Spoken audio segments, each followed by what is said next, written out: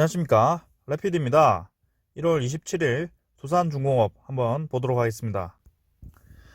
먼저 코스피 코스닥 오늘 둘 다 하락을 했고요. 어제에 이어서 음봉으로 마감을 했습니다. 오늘도 좋게 상승을 좀 하는 듯 하면서 외인과 기관 물량이 또 나오면서 이렇게 하락 마무리를 했고요. 오늘도 개인이 1조 정도 매수를 하면서 계속해서 수급이 좋지 않게 흘러가고 있는 것으로 보입니다. 코스닥도 마찬가지로 쌍매도가 나왔고요. 개인이 또 매수를 하는 그런 수급이 꼬이는 현상이 계속 벌어지고 있습니다. 오늘 코스피 하락은 중국에서 이제 위안화 자금을 좀 금리 인하가 아닌 자금 긴축을 한다고 해서 좀 그런 위험 때문에 좀 하락을 같이 한 것 같고요. 해외 증시들이 이제 같이 좀 하락을 하는 것 같습니다. 그래서 니케이도 오늘 상승을 크게 하다가 좀 거의 부합 마무리했고요. 상해도 부합 마무리를 했습니다. 근데 이제 계속해서 이렇게 서서히 음봉으로 마감을 하기 시작하고요. 다우와 나스닥이 계속 상승이 시작하지만 끝을 좋지 않게 가는 것은 좀 위험해 보인다. 경계할 필요가 있다라고 보여집니다. 그래서 국내 증시도 지금 변동성 있는 자리에 위치하고 있기 때문에 추후 며칠간이 좀 중요할 것 같습니다. 지금 21선을 지지를 하느냐 못하느냐 거기까지 갈 것 같고요. 만약에 21선 지지 못한다면 이 전 바닥을 다시 한번 지지를 확인해야 합니다. 그때는 3000포인트 정도가 지지선이 될 거고요. 3000포인트 이하로 내려간다면 2000 후반대까지 내려갈 수 있는 자리입니다. 그래서 지금 대형주 위주로 강하게 상승하지 못하고 계속해서 조정을 받는 그런 모습이고요. 투자자는 계속 기관과 외국인이 매도를 이어가고 있습니다. 특히 이제 기관이 계속 이어가는 모습이고 매도를 연기금이 도저히 주식을 살 생각이 없답니다. 그래서 이렇게 코스피 지수는 개인이 계속 매수만 하고 결코 좋아 보이지 않는다. 지수는 많이 올랐지만 이미 주요 투자자들은 주가가 하락해도 이제 아쉬울 점이 없을 만큼 많이 매도를 하고 차익 실현을 했기 때문에 주가가 내렸을 때는 받쳐주는 물량이 없을 겁니다. 개인이 받친다고 해도 거의 대부분이 신종 물량이 많기 때문에 그렇게 받쳐주는 물량이 많이 없을 것으로 보고 한번 하락을 제대로 타면 급하게 내려갈 것으로 봅니다. 그 다음 코스닥도 마찬가지고요. 21선을 지지하는지 확인해야 합니다. 그래서 한번 이렇게 이탈했던 지점까지 다시 한번 바닥을 확인할 수도 있고요. 이처럼 한번 코스닥이 내려가면 강하게 내려가기 때문에 조금은 주의를 해야 합니다. 그래서 만약에 여기서 21선 받치지 못하고 내려온다면 약간 헤드앤숄더 형식으로 한번 3번 찍고 더 내려갈 수 있는 그런 모양이 나올 수도 있거든요. 지금 요때와 비슷한 모양이 나올 것 같은 그런 모양입니다. 그래서 조금 주의를 하셔야 될 것 같고요. 오늘 별로 좋지 않았습니다. 종목들이 대부분 하락을 했고 오늘 두산중공업도 상승을 하지 못했습니다.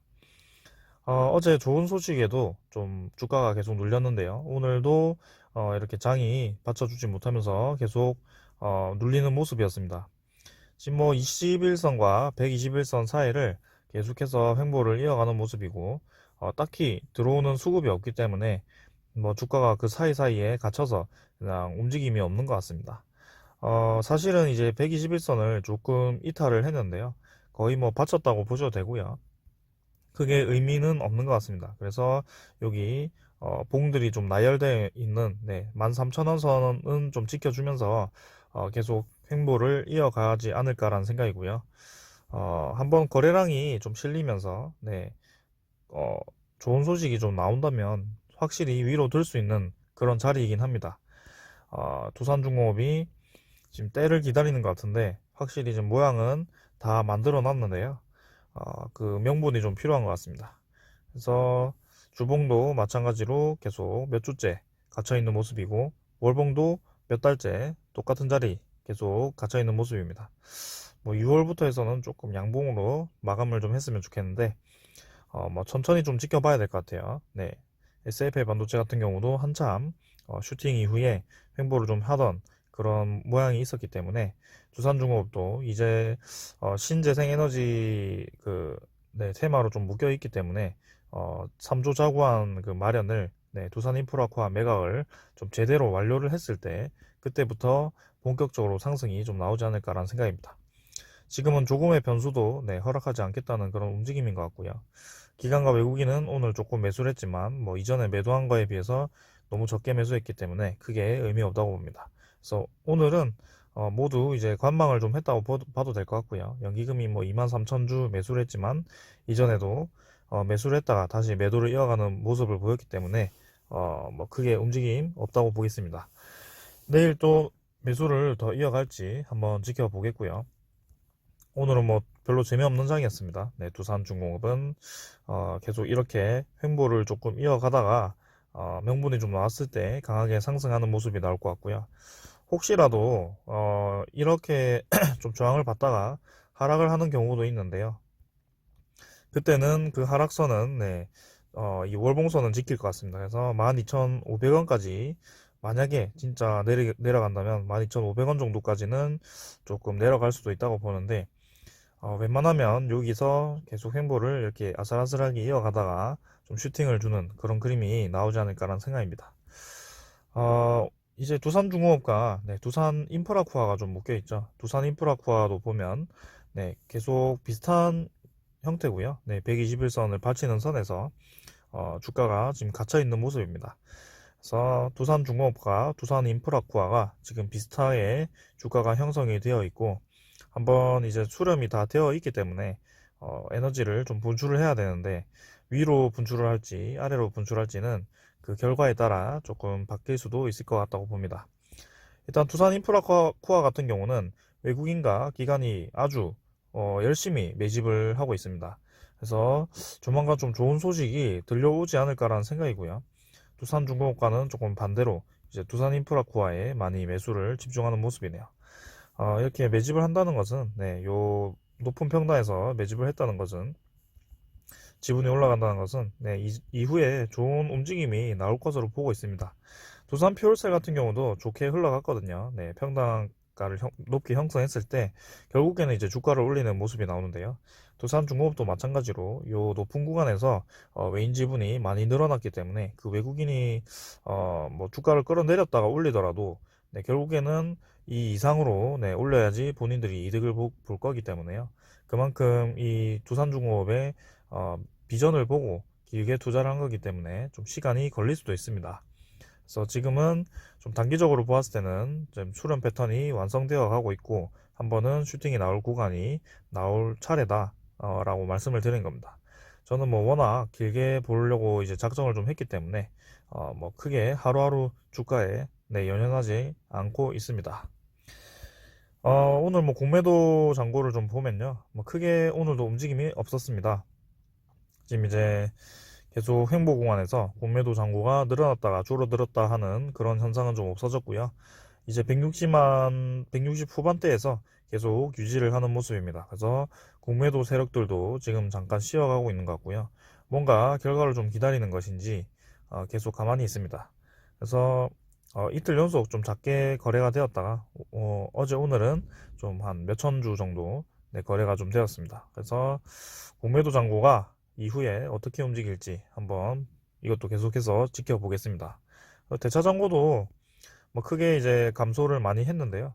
그 이후에 딱히 움직임은 없습니다. 대차 잔고도 마찬가지로 200만 주 정도였나요? 네, 200만 주 정도에 유지를 하고 있고 지금 이 횡보 구간에서의 대차 잔고 중에는 제일 낮게 지금 유지를 하고 있습니다. 그래서 추가로 공매도가 들어올 만한 그런 소스가 좀 없어진 것 같고요.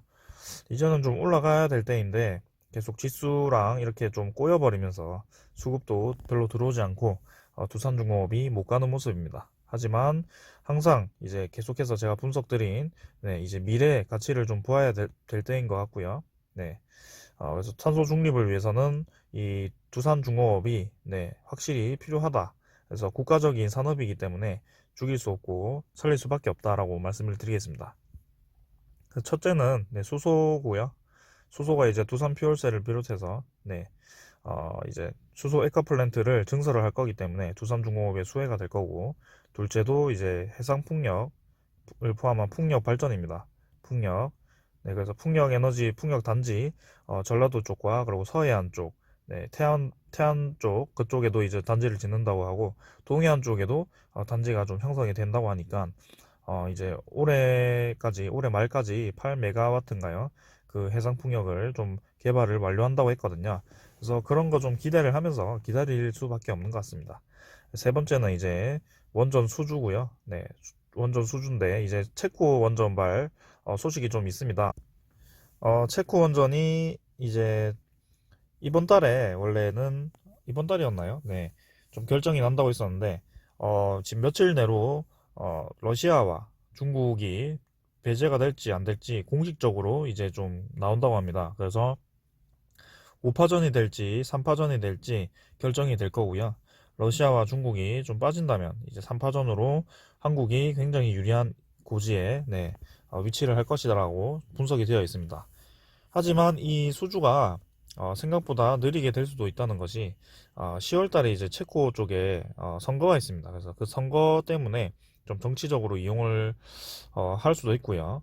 그다음에 좀 보수적으로 접근을 해서 원전 증설 같은 이제 큰 돈이 들어가는 사업을 이제 선거 이후에 진행을 할 수도 있기 때문에 올해 안에 진행이 안 될 수도 있다라는 그런 관점도 있습니다. 그래서 천천히 이런 것도 좀 여유롭게 지켜보시는 게 좋을 것 같고요. 네 번째는 이제 SMR이라고 해서 네, 소형 원전은 계속 설명을 드리고 있기 때문에 여러분들도 잘 알고 있다고 보고 있습니다. 그래서 미국을 비롯해서 네, 미국 뉴스케일 파워인가요? 거기서 비롯해서 이제 두산중업이 1조 5천억 정도를 수주할 것이라고 네, 1차적으로 수주를 할 것이라고 예상이 되고 있고 이것도 이제 올해 말부터 본격적으로 좀 사업이 추진이 되지 않을까라는 생각이고 완전히 상용화되기 위해서는 솔직히 시간이 더 필요합니다. 네, 그래서 이런 정도의 플랜트가 있고요. 그다음 뭐 폐자원 재활용 플랜트도 있고 뭐 이렇게 유럽에 계속 플랜트 수주도 하고 있고요. 복합 화력 플랜트도 있고 수력 발전소도 있고 뭐 여러 가지 아주 많습니다. 그리고 이제 제일 크리티컬한 3조 자구안을 통한 이제 부채 해결이죠. 네, 두산 인프라코아나 그 이후에 혹시나 뭐 두산건설이라든지 이런 것도 좀 잘 매각이 된다면 이제 완전히 그 시장에서 바라보는 두산중공업의 좀 그런 우려감이 어, 불식되면서 이런 이제 미래 가치에 눈이 돌아가서 좀 투자자들이 들어오지 않을까라는 생각입니다. 지금은 아직도 이제 두산 인프라코아에 대해서 경계를 아직 하고 있는 것 같고요. 그 소식이 확실히 좀 나왔을 때 두산중공업과 두산 인프라코아가 같이 좀 움직이지 않을까라는 생각입니다. 지금 이제 자리는 잘 만들어 놨습니다. 수렴 패턴을 통해서 응집을 잘 시켜놨고요. 그 응집력이 이제 위로 좀 출발하길 기다리고 있는데 지금 며칠 동안 이제 계속 지지부진한 모습 때문에 여러분들이 좀 지쳐가실 거라고 보고 있습니다. 하지만 뭐 크게 네, 동요하지 않고 월봉상으로만 보았을 때는 아직 네, 힘을 비축하고 있다고 보여지기 때문에 크게 네, 좀 더 시간을 가져보고 기다리는 것이 좋을 것 같습니다. 만약 뭐 반도체나 이런 뭐 자동차나 전기차 요새 굉장히 핫합니다. 지금 반도체 주식이 좀 더 올라갈 수도 있다는 생각이 좀 들긴 해요. 사실 뭐 슈퍼 반도체 사이클이 이제 2022년까지 온다고 하는데요. 이 코로나 때문에 네, 이건 이제 좀 번외 이야기인데 코로나 때문에 좀 그런 코로나죠. 코로나 때문에 반도체 생산을 좀 차질이 있었기 때문에 지금 뭐 4차 산업이 이제 본격화되고 있죠. 자동차나 전기 자동차나 뭐 이런 것 때문에 이 시스템 반도체나 메모리 쪽이 굉장히 수요가 많아졌다고 합니다. 그래서 이 수요와 공급이 지금 공급이 많이 줄었는데 수요가 굉장히 갑자기 폭발적으로 늘어나니까 이런 식으로 반도체 수요 공급 균형이 깨져 버렸고요. 그래서 반도체 가격이 급격하게 올라가고 있는 중입니다. 그래서 반도체 관련 주식들이 실제로 이제 삼성전자가 2배가 되긴 했는데요. 그 이후로 더 상승을 할 수도 있겠다라는 생각이 좀 들긴 하는데 일단 지수는 잘 봐야겠죠. 그래서 여러분들이 뭐 그렇게 이제 막 올라가는 주식들이 보이신다면 네, 두산중공업보다 더 메리트가 있는 그런 주식들이 보이신다면 어쩔 수 없이 그쪽으로 가는 것도 저는 뭐 괜찮다고 봅니다. 근데 이왕 이렇게 좀 회사의 가치를 깊이 분석을 하고 네, 에너지 이제 본격적으로 시작되는 해인데 이왕 이렇게 투자한 김에 지금 투자하신 금액들은 좀 천천히 여유롭게 지켜보시고 다른 금액들은 뭐 두산중공업이 좀 더 메리트 있는 가격으로 내려왔을 때 추가 매입을 하시거나 아니면 그렇게 좀 올라가는 주식도 한번 해보는 그런 방향으로 가보시는 것도 좋을 것 같습니다. 하지만 항상 여유 자금은 두시는 게 좋다고 보고 있고요. 증시가 지금 어떻게 될지 모르거든요. 만약에 금리 인상이라든지 뭐 그런 크리티컬한 문제가 터지게 되면 이렇게 올라갔던 탑들이 한순간에 떨어질 거기 때문에 네, 조심을 좀 해야 될 것 같습니다. 아무튼 좀 번외 이야기가 좀 길었는데요. 두산중공업 저는 계속해서 지켜볼 거고요. 메리트 있는 가격이 온다면 네, 13,000원 그리고 25,000원 이 사이까지 계속 내려온다면 추가 매입을 계속해서 하도록 하겠습니다. 네, 오늘 리뷰는 여기까지 할 거고요. 여러분들 성공 투자하시길 바랍니다. 내일 뵙겠습니다. 감사합니다.